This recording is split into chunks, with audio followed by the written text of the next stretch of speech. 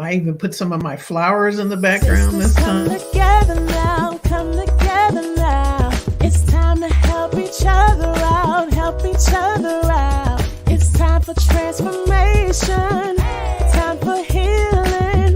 You've got the potential, you've got the power now. We can soar. Sisters overcoming and rising. Inspiration, interviews, and more. We can soar. A sisterhood for healing and empowerment. Join Dr. Stephanie and soar. Hello, Pam and Janelle, and welcome to the SOAR podcast. Hello. Hello, good afternoon. Good afternoon. That's right. You are on the West Coast, so it's afternoon for you, Yes. and early evening for those of us on the East Coast. Mhm. So I am really excited to get into our topic. This topic seemed to have a lot of interest because I think most of us can relate to this. And so today's topic is cultivating resilience and faith, thriving as a Black woman in leadership in 2024. But I always like to introduce my guests first. And of course, this is the Sisters Overcoming and Rising podcast, and I'm Dr. Stephanie. And I'm going to introduce my first guest, which is Janelle Paulk. And Janelle is an accomplished healthcare information technology executive, an entrepreneur, an educator, and academician.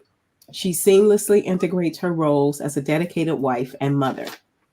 With over 2 decades of experience in healthcare IT, Janelle has emerged as a distinguished IT health executive with a list of professional certifications, associates, accolades, and acknowledgments. Her academic journey began at Duke University. Woohoo, Duke! We met at Duke, where she obtained a Bachelor of Arts in Public Policy and Economics, followed by a Master of Business Administration from Duke's prestigious Fuqua School of Business. Most recently, she served as the Director of IT of a leading healthcare services company, adeptly overseeing numerous IT implementation projects and spearheading innovative software product development efforts. Currently, she serves as the Chief Operating Officer of Stellaverse Consulting Firm, responsible for the operational and strategic planning and healthcare IT consulting. So I know we're going to hear more about what you're doing now, but that is a wonderful introduction that sets the stage for the level of expertise and experience that you bring to this conversation. And our next guest, Pamela, you can see her beautiful photo and you can hear her beautiful voice, is the CEO and co-founder of Stellaverse Consulting Firm, which in this role, she's utilizing 25 plus years as a healthcare leader and leadership team builder. She's using those experiences to help support quality work strategies and plans for healthcare organizations, entrepreneurial journeys, higher education systems, and association organizations. She has a clinical degree, a BS in occupational therapy, a master's in public administration, and an EDD in interdisciplinary leadership. She's a certified diversity executive who can design, build, and activate DEI and B strategies in a variety of organizations. Her interest in DEI and B began long before it was a buzzword or when strategies became a part of an organization's values and mission. She believes DEI and B create a more enhanced way to do quality business in support of customers in any industry and in supporting diverse workforce that achieve the greatest positive outcomes. Okay, so we have 2 powerhouses here that Thank you. that goes without saying. I'm so glad that you are here. But I know I just read these very impressive bios, but I always like to start off my podcast by asking you to share your story. I believe our bio tells one version, but we all have a story to tell. So I want to hear from both of you. So whoever wants to go first, just share your story. Well, thank you so much, Stephanie, for allowing us to utilize your platform to talk about a very important topic, cultivating resilience and faith. So, thank you so much for allowing us to be on the podcast today. Just a little bit about my story is very similar to many of our stories where, I've encountered challenges and roadblocks and disruptions along my career, professional and personal. And yet it's also been a journey that has allowed me to grow. And I can say that I've had a number of personal victories as well as professional victories as a result of that.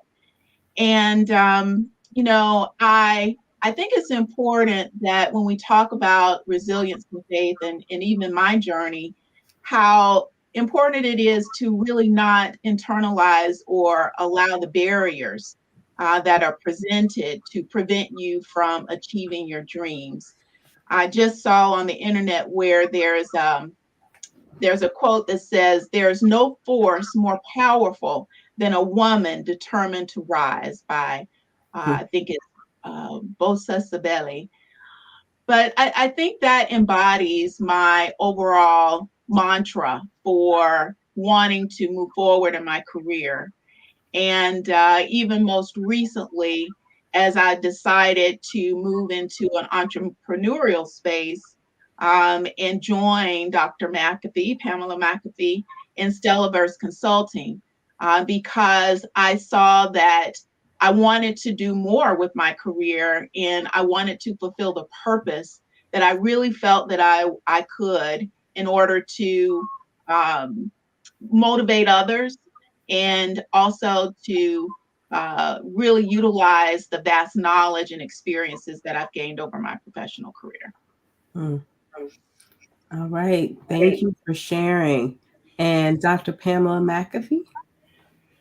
Thank you so much, Dr. Stephanie, for inviting us again. We thoroughly love being on your program. It really is always uplifting to me, as well as my wonderful business partner, who I appreciate her giving me credit that she joined me when she was the one that actually got all of this started. And I would say at the time that she asked me that, I was in one of those positions where I had to have a little faith. I had to have a lot of resilience. I was in a situation and barriers were kind of growing all around me at the time, where I really needed to believe and have faith in a source that would help me. For me, it's God who always stands up against my barriers a lot better than I do.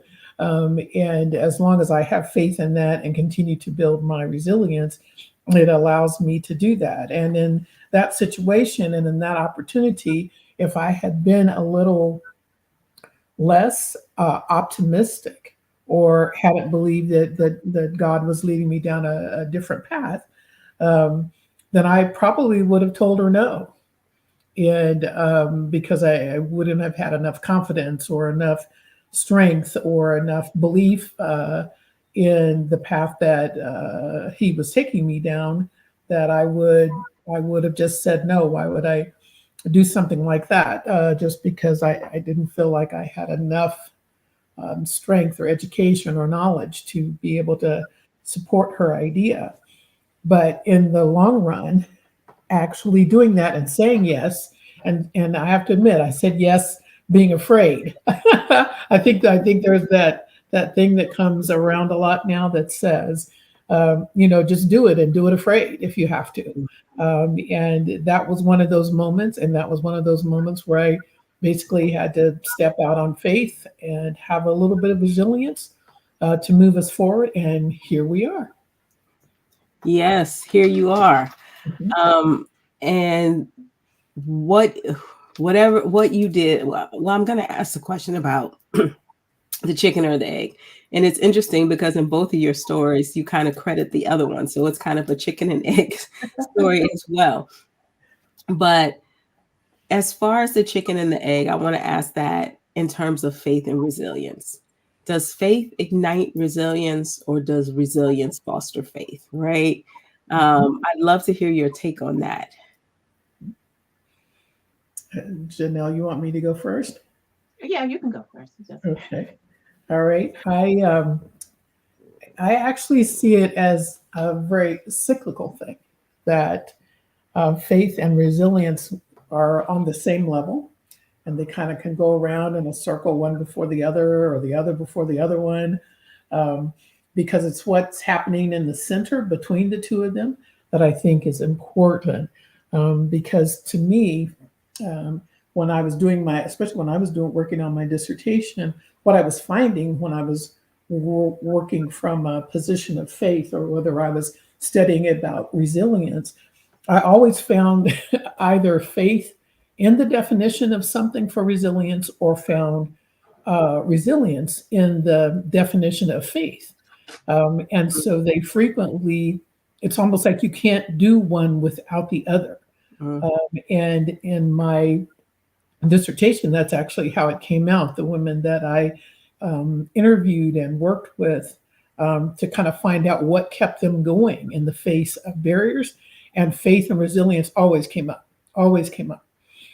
How they achieved their resilience was very different, but the thing that kept them going, the underlying thing that kept them going, was their faith. mm. Yes. That's. Oh, go ahead, Gina.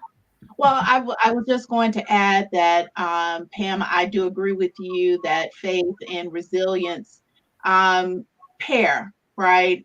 You identified it as a cyclical relationship. And, I kind of look at it almost like a symbiotic relationship where they are growing in parallel and with each other, and they depend on each other in order to move forward.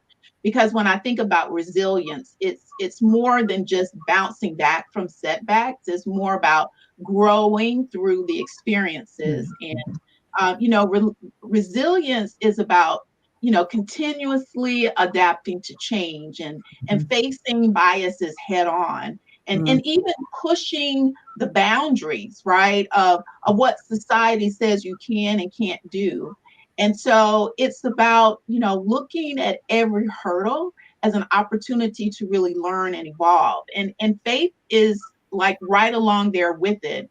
Because when I think about my faith in the stormiest of times, it has provided me, strength to persevere when things seemed like I was at the end of my rope.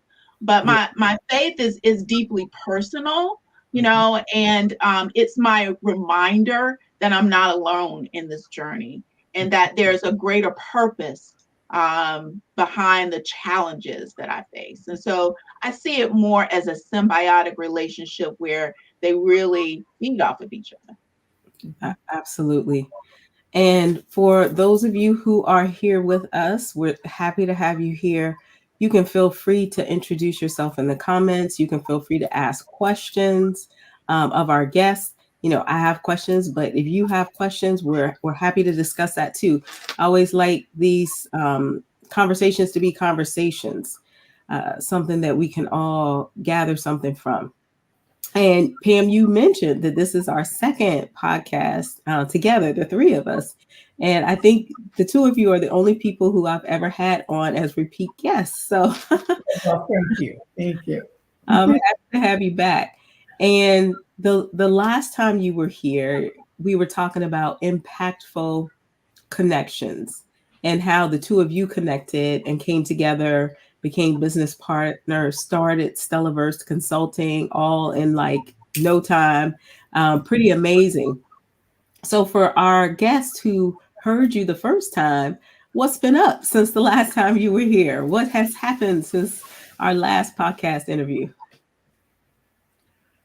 Well, I think we have been going a bit crazy, but we are loving it. Both Janelle and I, and I'll definitely let Janelle speak on her behalf, is that we're now coming up on our first year in April. Will be our first year as a true small business, true small LLC, and so that's exciting to be able to do that.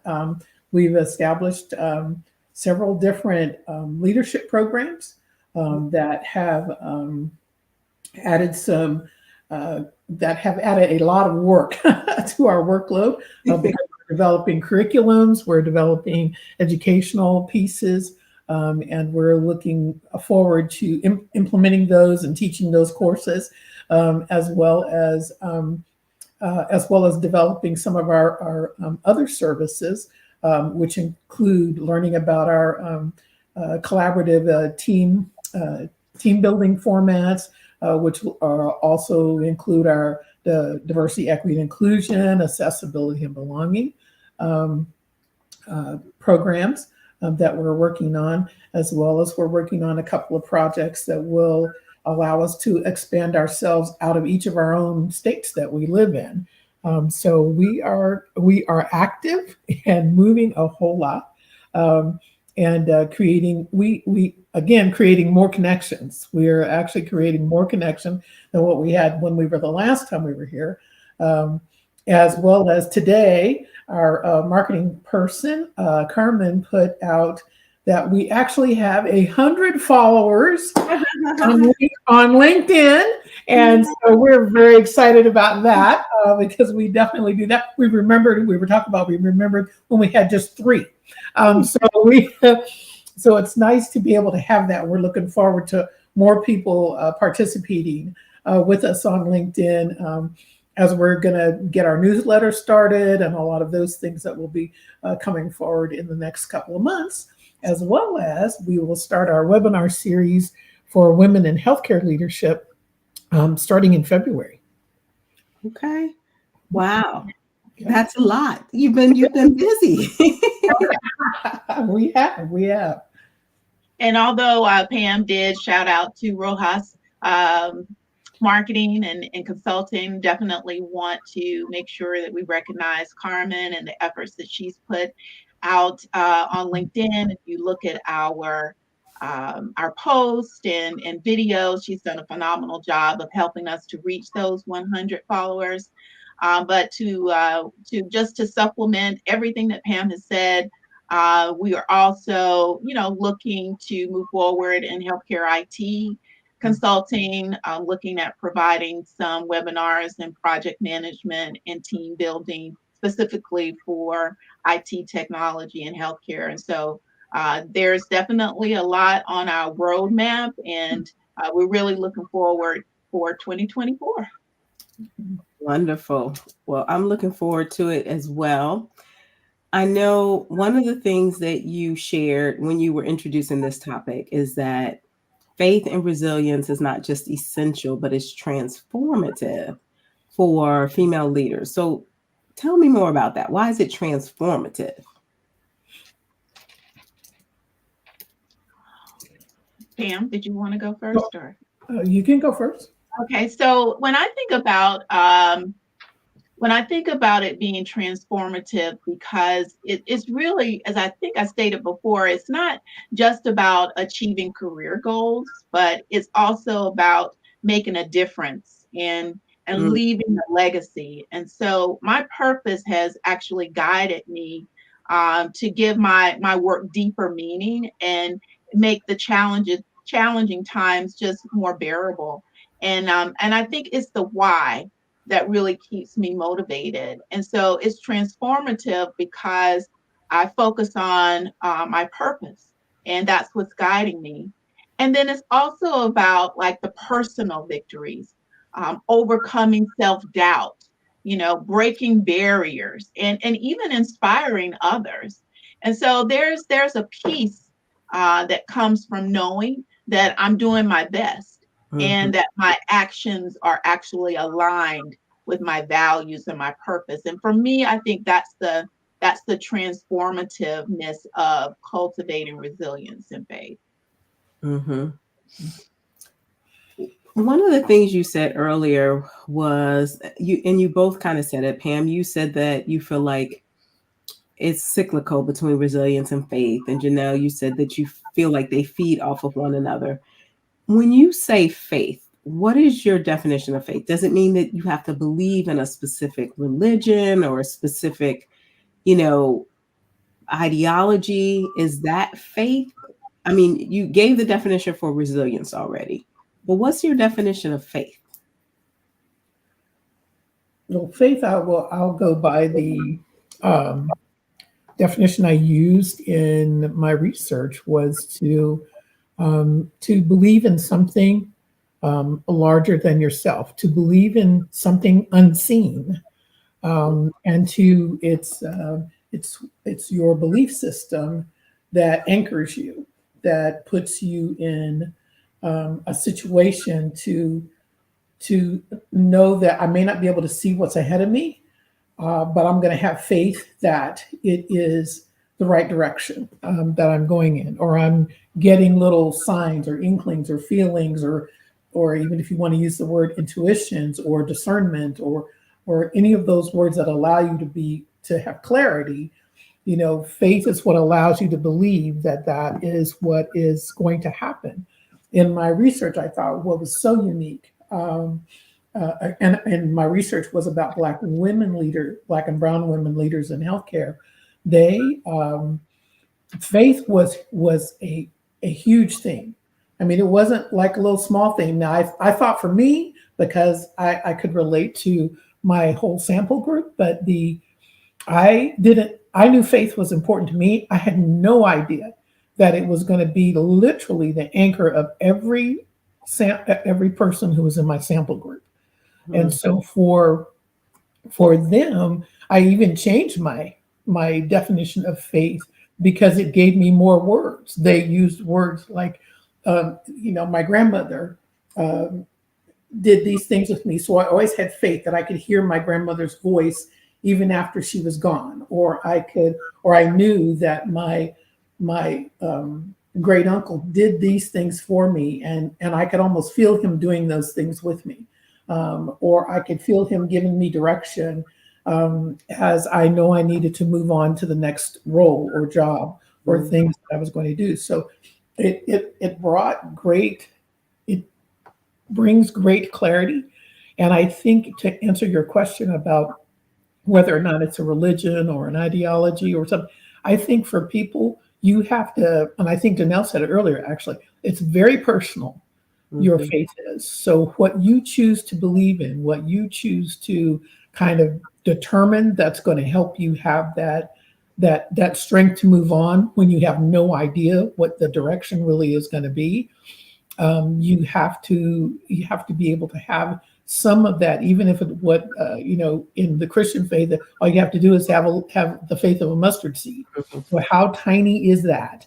Um, when you think about that, and if that's all you need, then you should be able to move through just about anything. And there are things that are going to bring you to your knees. By all means, I got a whole list of things that could bring me to my knees, but I think the challenge is using that little mustard seed of faith as often as you need to plant it. Just keep planting it and moving forward. And that's what I learned from my sample group and my research. Well, you kind of answered my next question, which was going to be, how does resilience and faith help you overcome obstacles? Because we've all encountered obstacles. And if we haven't, like my grandmother said, just keep on living and you will. Mhm. Did you have anything else you wanted to add to that about how resilience and faith helps you to overcome obstacles? Yeah, I mean, I think that we touched on it quite a bit, and that is that it is deeply personal for each person.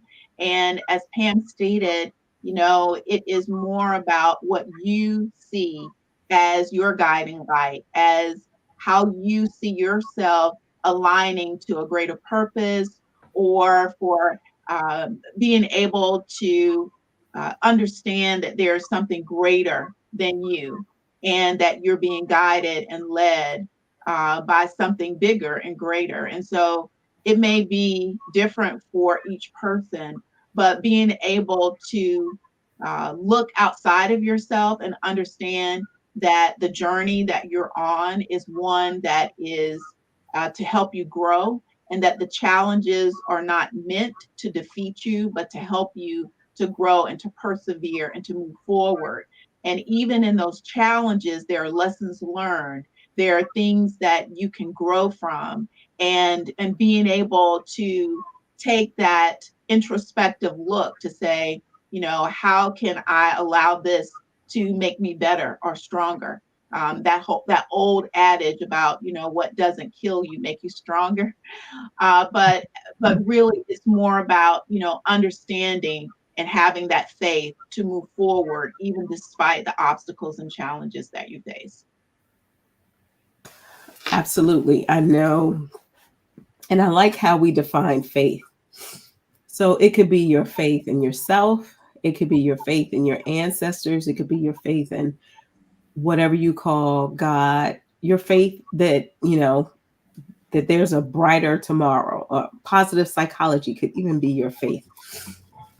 So I like the broad definition because I think everybody can find themselves in that.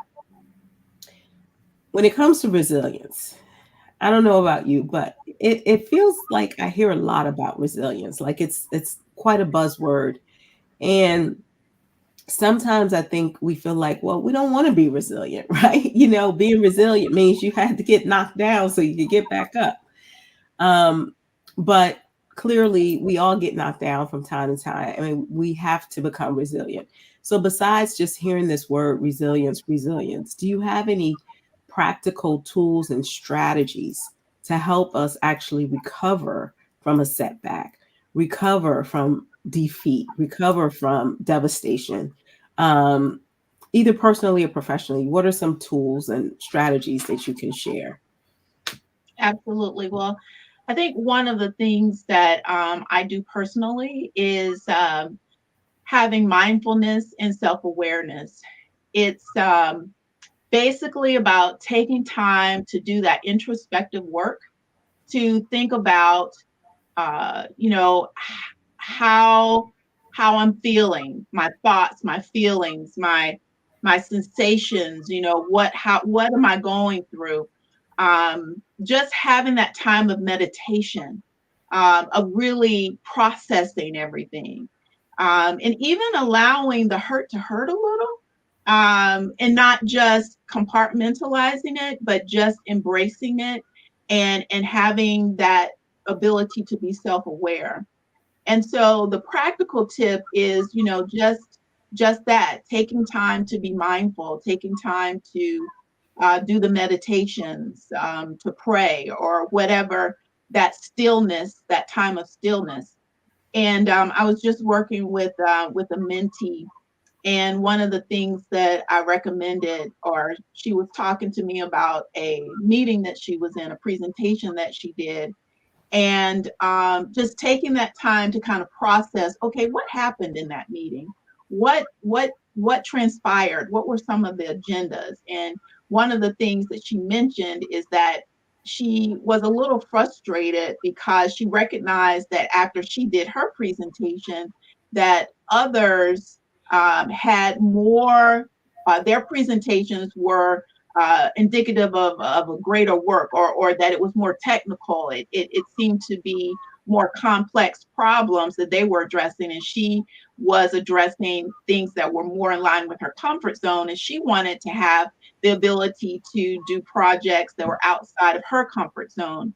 And so we had that discussion about how that inner voice was something that she really did need to listen to, and to be self-aware. And then of course I guided her about identifying a project that was more complex, about how to go about asking for that project, and telling her mentor and her supervisor why she felt like she was the person to do the project, and then how the company could benefit from it. And then of course finally documenting that conversation in an email as a follow-up. So like that's just one thing that we can do whenever we meet challenges or obstacles, is really doing that self-reflection. I think another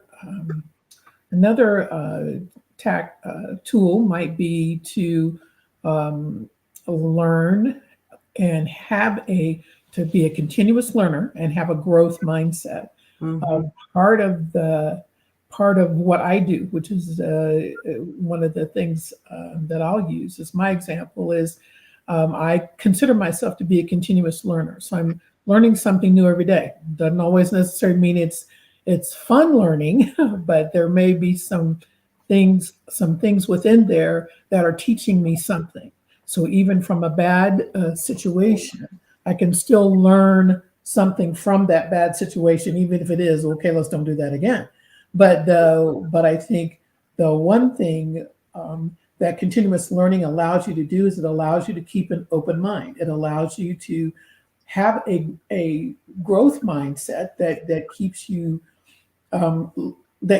able to pick up on new things, that keeps you able to pick up on a new idea that you had never heard of. It doesn't mean that you have to like everything that you're learning or even use it to grow in. It may very well be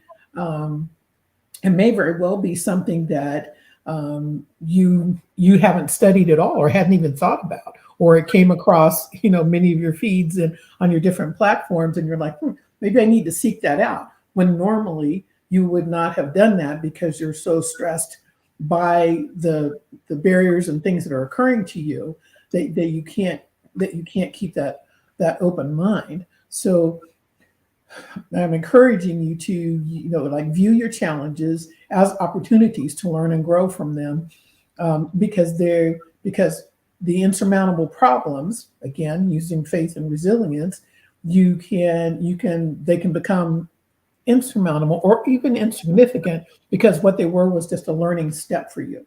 So always try to be reflective. Always try to seek feedback, even if it's feedback you don't want to hear, which is the hardest thing to do. Yeah. But get that feedback, whether it's from close friends who are, giving you giving you feedback like my close friends do, and or if you have I'm a journaler, so I journal a lot, and I can actually go back and look on pages and say, I thought about that several years ago, and so now I'm back at this again. So what did I do in that particular moment that helped me to move forward? So it just keeps you a continuous learning environment, keeps you with I think with the ability to move past things at a faster pace, but also allows you to be reflective and allows you to have a growth mindset. Yeah. Thanks for sharing that, Pam and Janelle. And I just wanted to say hello to Jamisha. She introduced herself. Thank you. I hope I pronounced your name correctly. And if I didn't, my apologies. But as you were talking, it really reminded me all of the strategies you just listed.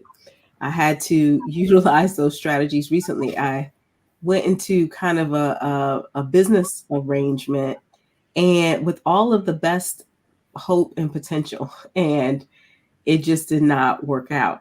And when you said to talk to your trusted advisors, I have a group of trusted advisors, and we meet and we talk about our goals and we talk about things. And they were very honest with me. And they were like, that is not working. That's not in alignment with your goals. That's not in alignment with your purpose. I don't know why you're doing that.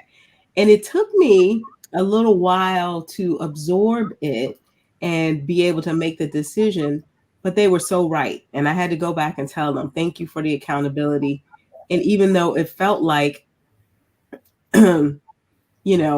a bit of a failure, the faith and the resilience, I think, allowed me to be able to say, okay, let me pivot, let me make a change. So I think that the strategies you both listed are right on target. That self-reflection, the talking to your trusted advisors and getting feedback, and then just realizing that, sometimes things happen but you can move on from them. But you also brought up a great one there, Dr. Stephanie, on making sure to develop a strong support network. Exactly. I think and I hate to say this again, but it was also one of the things that came up in my research. The sister girl groups, Absolutely. the sister tribes, or whatever you want to call them, they are how we survive and thrive and flourish because they're our trusted ones, as you said, that give us that feedback, that have those peer connections. They may have even known us for years. My group has known me for years, and they know more things about you probably than you know about yourself. But I think they are healthy, strong relationships that help you to trust that I can. It's a safe space where I can literally collapse, and you guys will pick me up always, or you guys will sense something's going on and pick me up.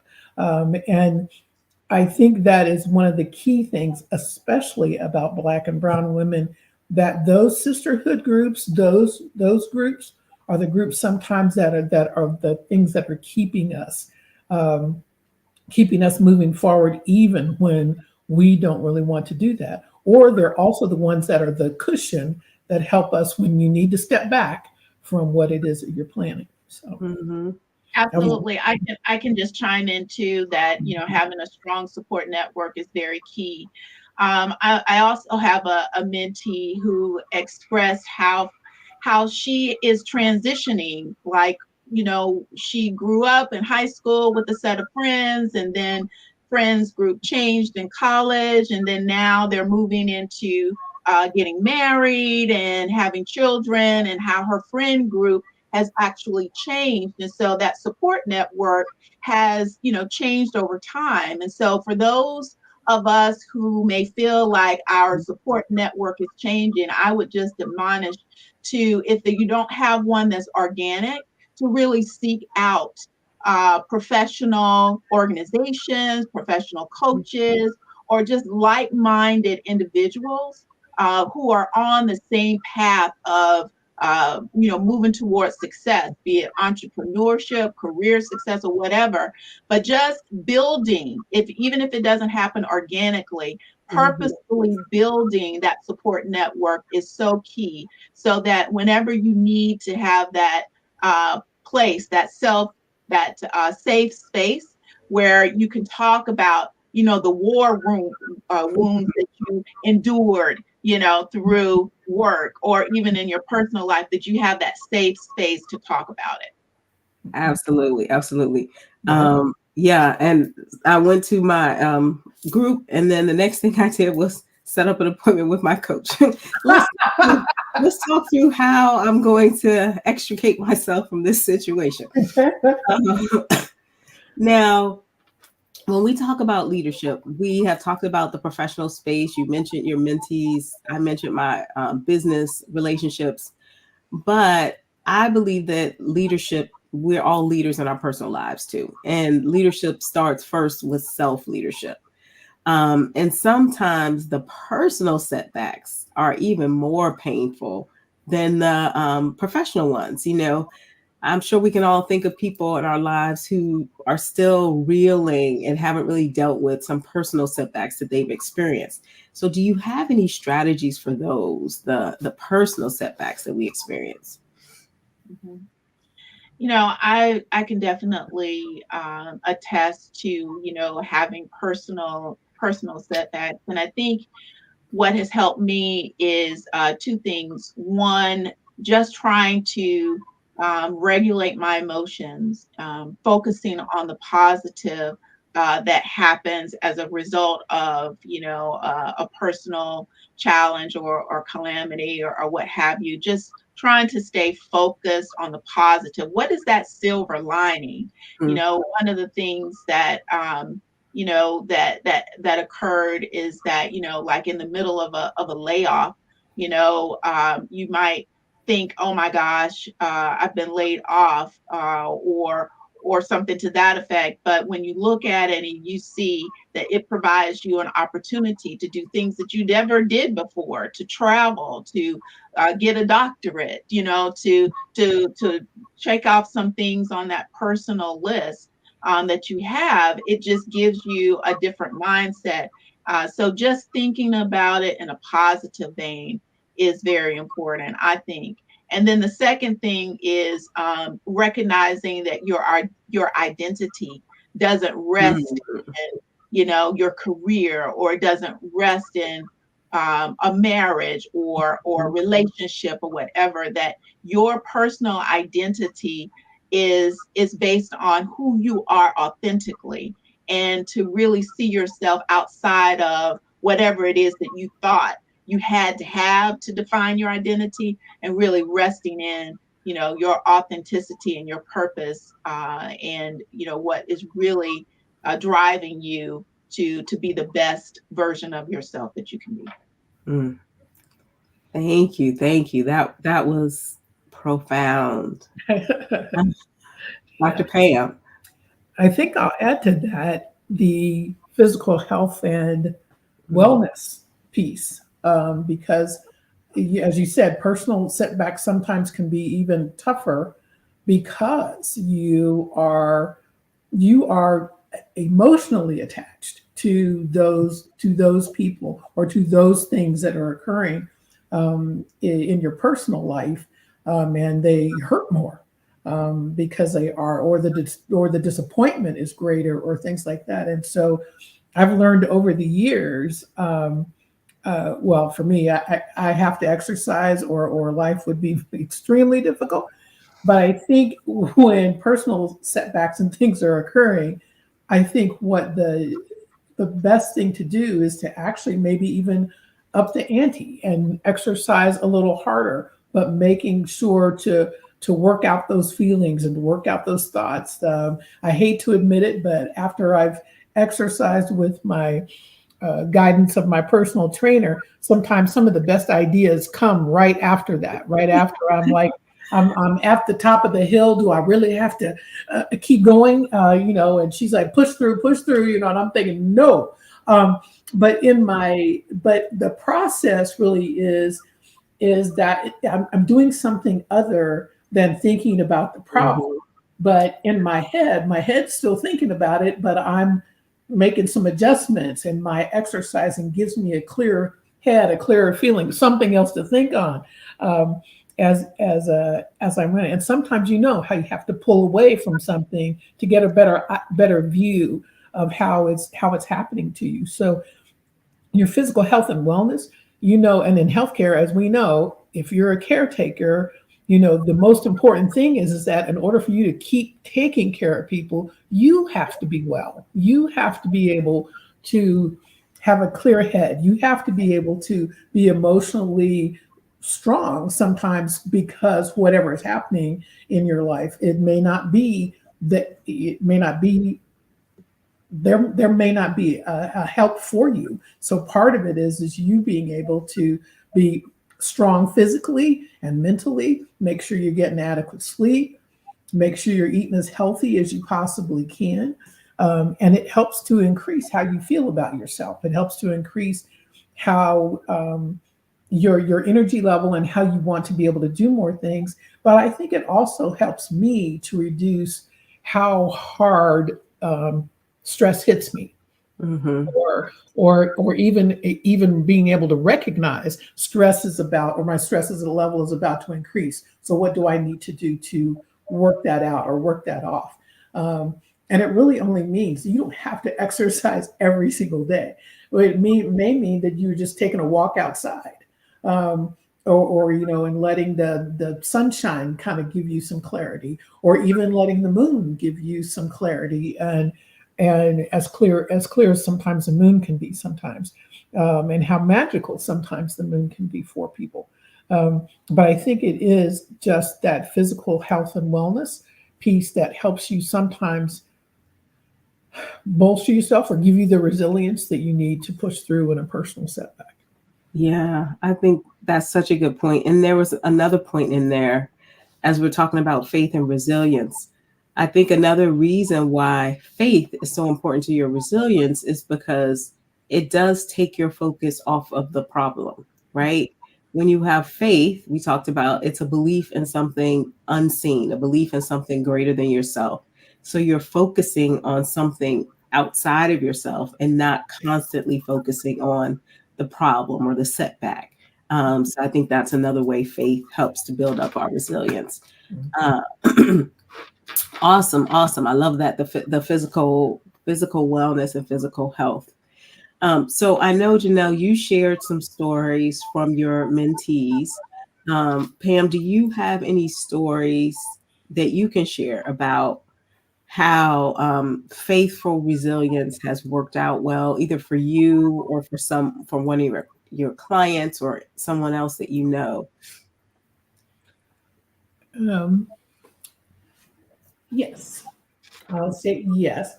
Over the years, I've had some great mentees, and I what I've loved about them is actually I'm still in touch with most of them.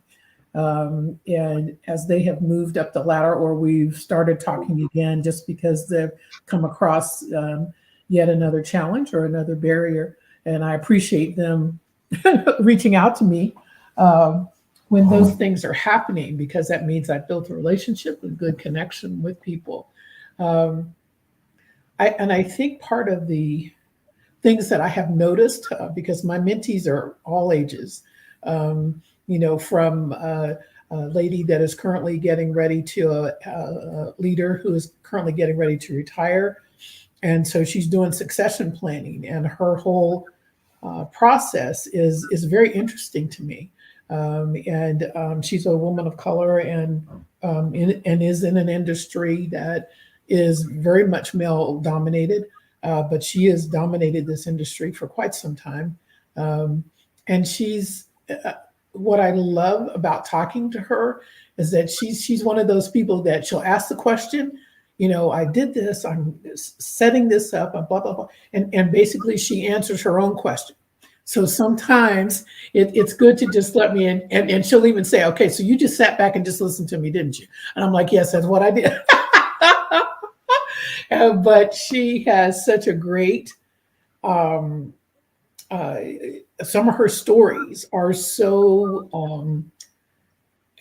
even I have wondered how she made it through in Mm. some of those cases. But again, she will say it is her faith and her resilience. Her faith is Islam, actually, but she's Muslim, but she has this great. Her father, it was her father who instilled all of this resilience in her and in her belief, and so she uses, as she said, and I think I said earlier, she uses his voice, since he's been passed away for quite a while now, but she uses his voice to help remind her, what she needs to do, the common word. She'll pick a common word that he used to say to her, and that's the word of the day. And so it's really exciting to um, listen to her and to understand how and I think that was earlier when I was talking about cyclical, that it was a little cyclical, because she's one person that goes back and forth all the time. It was the resilience, well, now and then it was the faith, then it was the resilience again, and now that was the faith. But in the circle of in between there is her ability to flourish and thrive. So she's not just surviving, she's thriving and setting up the succession plan and doing what she needs to do in order for her to go out with a bang. And so it's been wondrous to actually be able to watch her and listen to her as her experiences are going, because people are still not very nice on occasions, is the best way I can put that. But she no longer sees them as a barrier, and I'm like, I don't think she uses that. What was the phrase? I don't think it's a trend anymore where they talk to the hand. I think she's one of those people where she probably does just that. But even her faith, her combinations of faith and resilience have frequently inspired me. Yeah, when you see somebody who is able to move through obstacles and walls with their faith and resilience, it is quite an inspiring thing. Mhm. Mhm. So I wanted to switch gears just a little bit, Pam, because you kind of talked a little bit about the DEI space. And given what has gone on recently with the firing of the president of Harvard and with the ruling with affirmative action, I was just wondering, what are your thoughts about the DEI and B space Mhm. um, right now? Well, this is a topic that's a little near and dear to my heart. And there's way more examples than the unfortunate resignation of the Harvard president and the unfortunate ruling of the affirmative action, as well as some of the very challenging things that have happened since the first of the year. With the vice president that recently committed suicide at the university, and she did all the right things, reaching out to her leaders for help, and that was ignored. So failure to lead is like almost a common occurrence on a daily basis.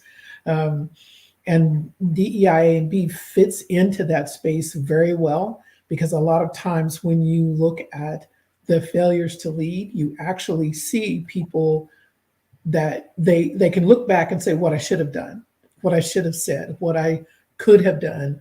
And all of those are diversity, equity, and inclusion, belonging, accessibility type things that allow you to be a better leader in your space. Um, I was sad about the affirmative action ruling because I think people don't understand that they are actually two different things. Diversity, equity, inclusion is very different than the affirmative action ruling, actually. And I think people lump them into the same two categories, or lump them in the same category when they're actually two very different things. Affirmative action was started for a specific reason, for a specific group of people, for a specific group of time in our country when things most assuredly were not equal. I'm not saying they're equal now. I'm just saying that they are, that it was a time where it was extremely obvious that equity was not, and equity and inclusion were not even a part of the discussions of any type of business or service at that time. And there was a purpose behind affirmative action. There was a reason why it existed.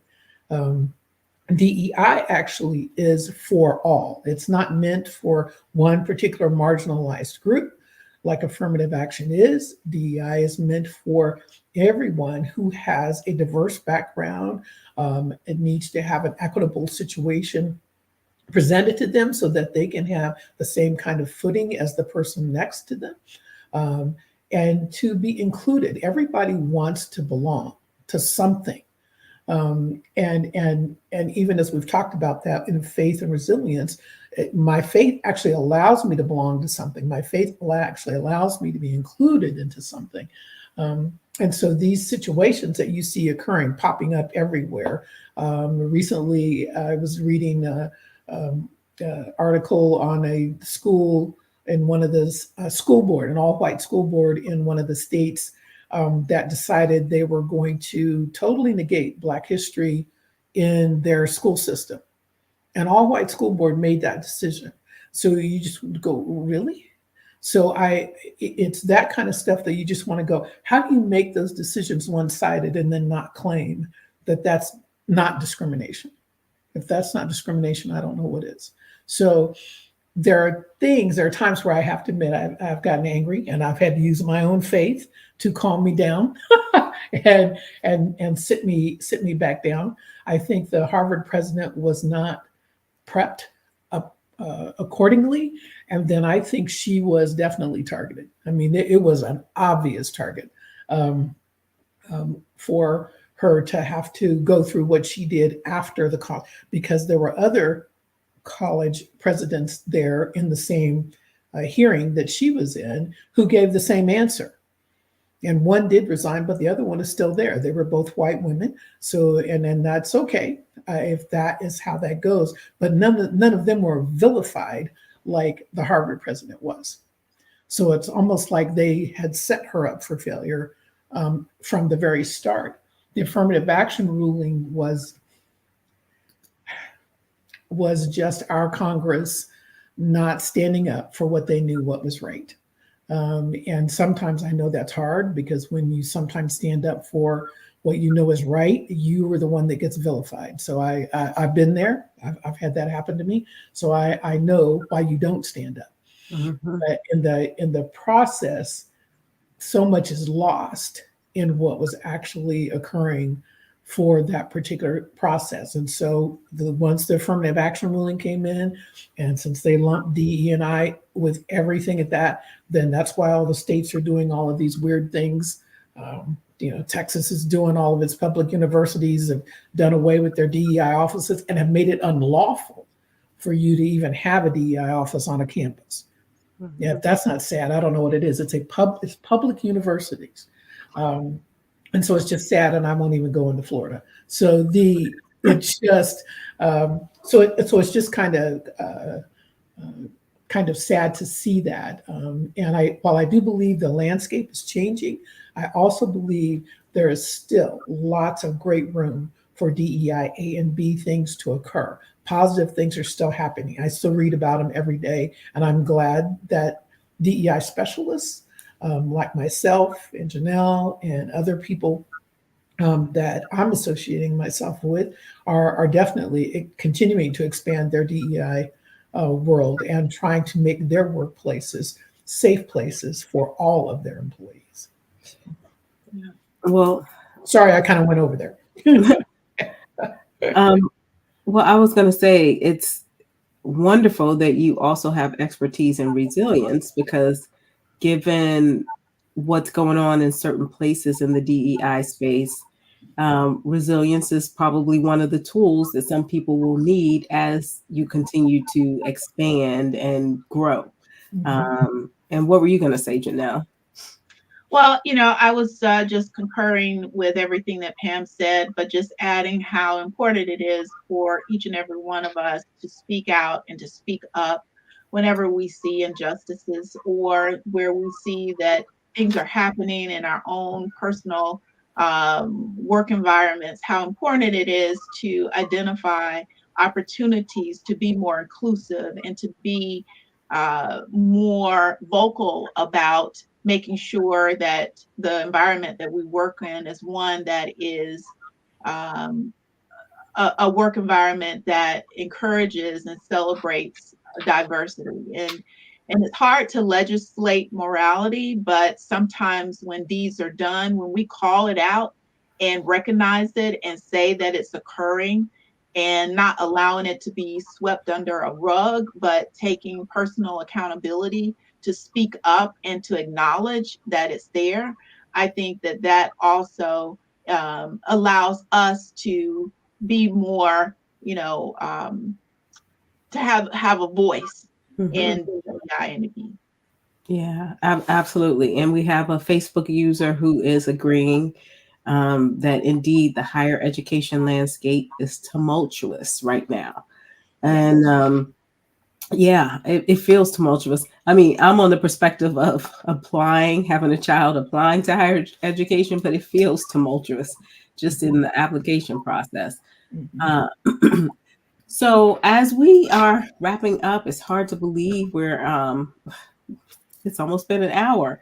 I wanted to ask what is on the horizon for Stellaverse. I know you talked a little bit about what you guys have been doing since the last time we spoke, but what is the exciting thing that you have on the horizon coming up for Stellaverse? Well, we are starting our series of webinars that are going to be geared toward women leaders in healthcare. The first one will be on February 13th, and the second one will be on February 27th. I believe they're at 10 a.m. Pacific time, if I'm not mistaken.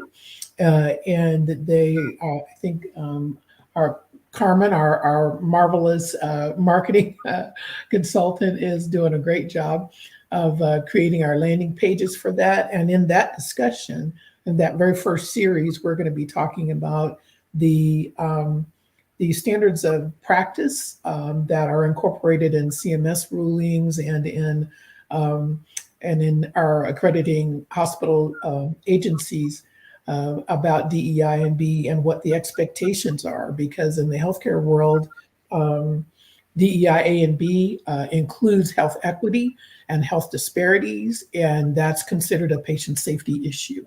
And so it's a huge topic. We can't actually ignore that in healthcare. So we have to do better in healthcare with that process. So it's actually a mandate for most healthcare entities to do that, and so it's a hot topic right now, and that'll be our very first one on February 13th.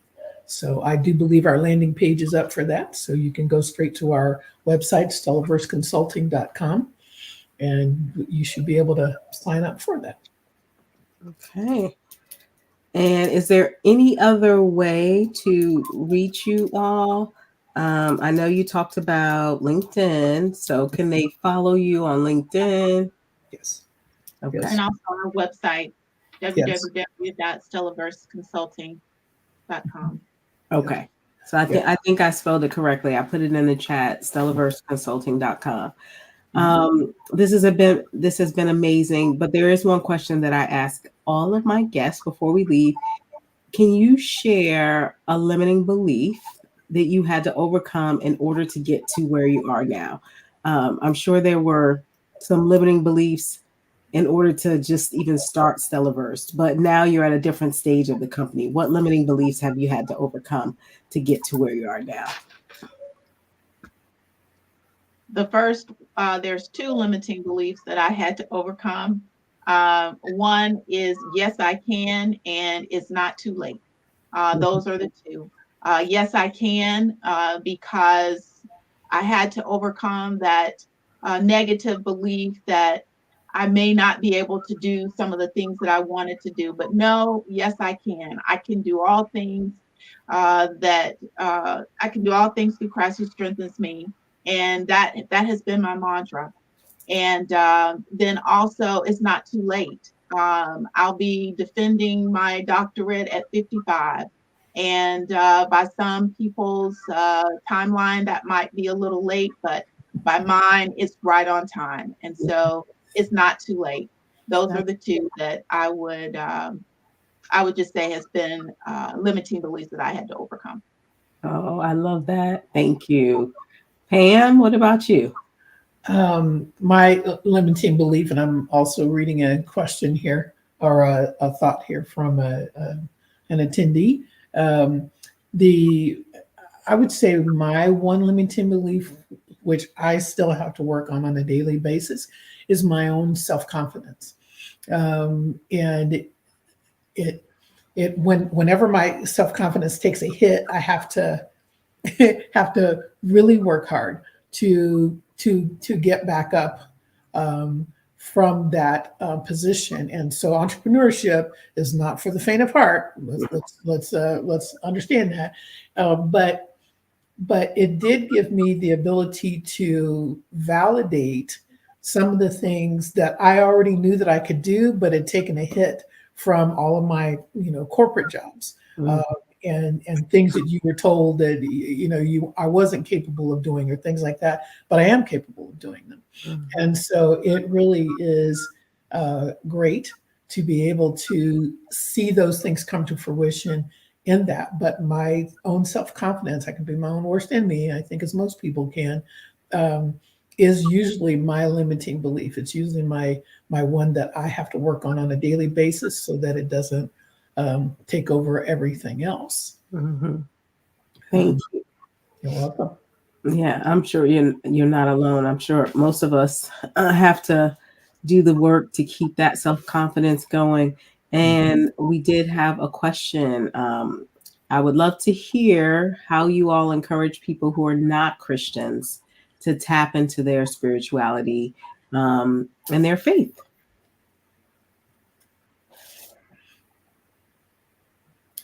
Janelle, Yeah, did you? absolutely. Yeah, absolutely. I mean, I myself, I am a Christian, but I also have an understanding and a belief system that welcomes people of all faith. My husband is actually a chaplain, and a chaplain in the military allows for people and embracing people of all faiths. And so, in my work, and even in my circle, I have friends of different faiths and of all faiths. And so, I do think it's important that that's something that you have to define for yourself, right? It is a something that has to be a system that you define based on your personal experiences, based on your ability to tap into that greater source. And there's all types of ways to do it. And I think Pam has even talked about her experience with a friend and a mentee that was of the Muslim faith.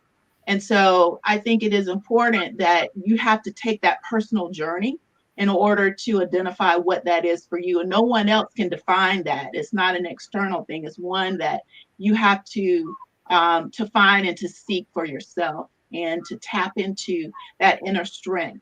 And that can be defined however, just based on your own personal experiences.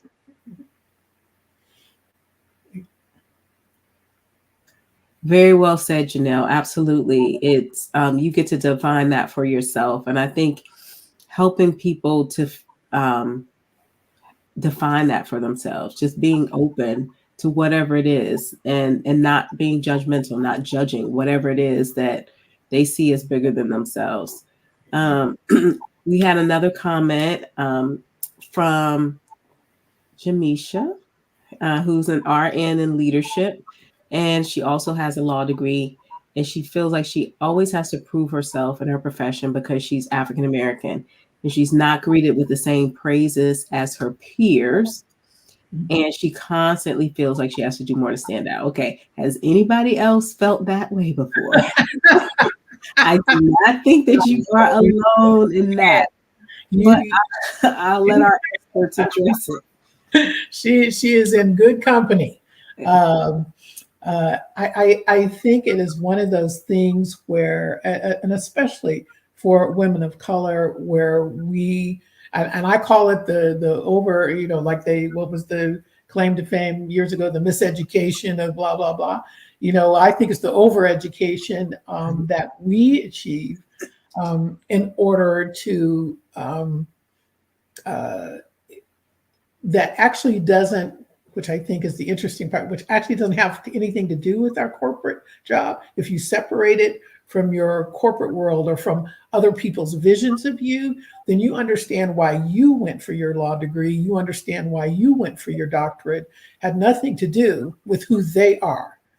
And I had to learn early on in my career to actually give kudos for myself, to actually figure out that I could go to my girl group, my sister girl group, and they could do the kudos, or my sisters whom I love, who have all kinds of accolades, and realizing that they probably aren't from their male-dominated world industry. They probably got more kudos from family and from their close friends than they have actually from their industry.